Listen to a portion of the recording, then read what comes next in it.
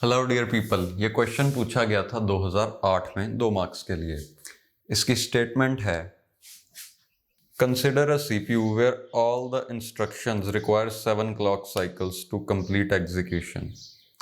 There are 140 instructions in the instruction set. It is found that 125 control signals are needed to be generated by the control unit.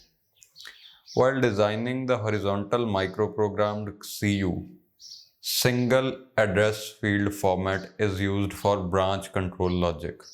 What is the minimum size of control word and the control address register? Okay, तो यहाँ पे आपको बताना है कि control word कितने bits का है और उसमें से नेक्स्ट एड्रेस पार्ट के लिए कितनी बिट्स हैं। ओके, ये टोटल कितना है और ये कितना है, ये आपने पता करना है। एक बात मैं आपको बताना चाहता हूं कि कंट्रोल वर्ड में नॉर्मली 3 पार्ट्स होते हैं। यहाँ पे एक और पार्ट होता है जिसे हम कहते हैं कंडीशन बिट्स या कंडीशन पार्ट और कंडीशन फील्ड। एनीवेज, यहाँ पे मैंने वो पार्ट नहीं बनाया, हम उसे स्किप कर सकते हैं क्योंकि क्वेश्चन में कोई भी हिंट नहीं दिया गया कि वो कितनी बिट्स का है, तो हम उसे सेफली स्किप कर देंगे कि वो पार्ट इस इम्प्लीमेंटेशन में नहीं है। नेक्स्ट थिंग इज, हमें बताया गया है कि एक इंस्ट्रक्शन को 7 क्लॉक साइकिल्स चाहिए और ऐसी टोटल 140 इंस्ट्रक्शंस हैं। इन टोटल हमारे सीपीयू को 125 अलग अलग तरह के कंट्रोल सिग्नल्स की जरूरत है। तो अब क्योंकि यहां पे बात हो रही है हॉरिजॉन्टल माइक्रो प्रोग्रामिंग की, तो आपको पता है जितने कंट्रोल सिग्नल्स हैं उतनी ही बिट्स होंगी इस कंट्रोल सिग्नल पार्ट में, क्योंकि हर एक बिट, जैसे ये पहली बिट है, ये किसी कंट्रोल सिग्नल के लिए रिजर्व होगी। ऐसे कर करके हम 125 बिट्स का कंट्रोल सिग्नल फील्ड बनाएंगे, हर एक बिट एक सिग्नल के लिए। कोई भी सिग्नल अगर हम जनरेट करना चाहते हैं तो उस बिट में हम 1 सेव करेंगे। ओके, यानी कि इतना पार्ट हो गया 125 बिट्स का। अब ढूंढते हैं कि ये नेक्स्ट एड्रेस कितनी बिट्स का होगा। क्योंकि हर इंस्ट्रक्शन को 7 क्लॉक साइकिल्स चाहिए, मतलब कि हर इंस्ट्रक्शन को 7 ही कंट्रोल सिग्नल्स की जरूरत पड़ेगी। हर क्लॉक साइकिल में कोई माइक्रो ऑपरेशन परफॉर्म होगा और उस माइक्रो ऑपरेशन के लिए एक कंट्रोल सिग्नल, यानी कि 7 कंट्रोल सिग्नल्स इनटू टोटल कितनी है 140 इंस्ट्रक्शंस इनटू 140। तो मुझे इतने अलग अलग कंट्रोल सिग्नल्स कंट्रोल मेमोरी में सेव करवाने पड़ेंगे, यानी कि इस कंट्रोल मेमोरी में 14 इंटू 7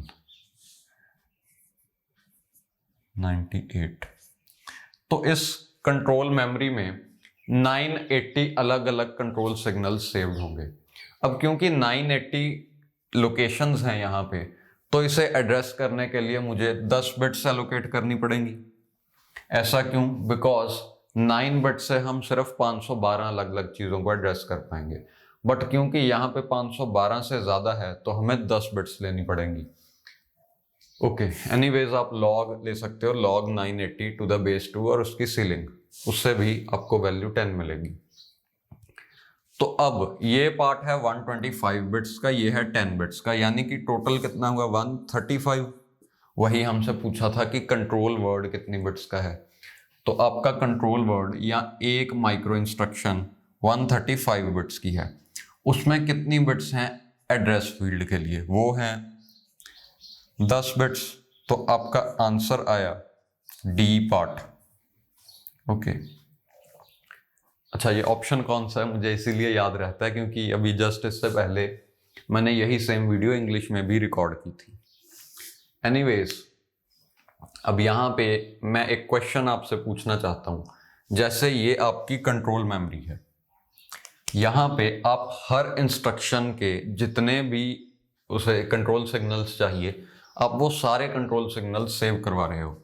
यानी कि अगर ये कोई इंस्ट्रक्शन I1 है तो इसके सातों के सातों कंट्रोल सिग्नल्स यहाँ पे लिखे हुए हैं, first, second, third, fourth, fifth, sixth and seventh.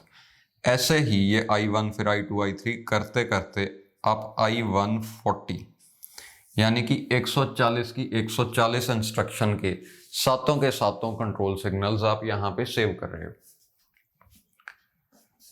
तो वो नेक्स्ट इंस्ट्रक्शन फील्ड की नेक्स्ट एड्रेस फील्ड की जरूरत ही क्यों पड़ी? यानी कि मान लो आपके डिकोडर ने पता किया कि जो इंस्ट्रक्शन आई एग्जीक्यूट होने के लिए वो है I1 टाइप की, तो आपने बेस एड्रेस से एग्जीक्यूशन शुरू कर दी। अब क्योंकि सभी ही जो कंट्रोल सिग्नल्स हैं आपने ऑर्डर में सेव किए हुए हैं, तो इसके बाद ऑब्वियसली सेकंड वाला एग्जीक्यूट होगा, उसके बाद ऑब्वियसली थर्ड वाला एग्जीक्यूट होगा, यानी कि आपको कहीं ब्रांच करने की जरूरत नहीं है। तो यहाँ पे नेक्स्ट एड्रेस फील्ड क्यों है, ये है मेरा क्वेश्चन। कभी कभी क्या होता है, जैसे आपने इतना पार्ट सेव किया हुआ है फेच के लिए, फिर यहां पे कहीं है डिकोड, तो फेच के बाद आपको नेक्स्ट एड्रेस से पता करना पड़ता है कि डिकोड कहाँ पे है।